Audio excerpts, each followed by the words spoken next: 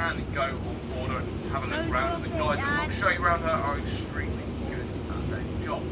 So more importantly, if I had to come down our right hand side,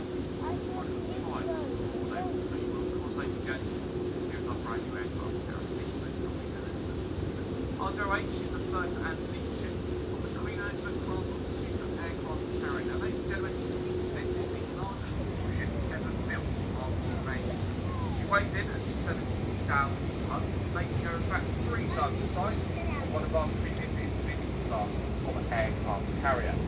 She is 218 metres long, and at her widest point, 70 metres wide, which in fact makes her one of the widest ships anywhere in the world.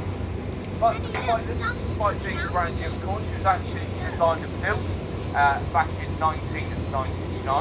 Back in 1999, though, she was nothing more than an artistic impression as to what the next carrier of the Royal Navy should back this time. Never really came to fruition until 2007. In 2007, the government put plans to build a load of warships, which included the Queen Elizabeth within them. So construction of the Queen Elizabeth began first up in Scotland in 2009. She went to float in 2014, was finally completed last year, arriving in the harbour just at the end of the summer holidays. Now she's been here pretty much ever since. During the time in the harbour she's been commissioned. The Queen came down and added it to the Royal Navy. She then went out and done some training exercises and sea trials, most recently of which saw her go down to Gibraltar with all of their crew and then put them through their paces.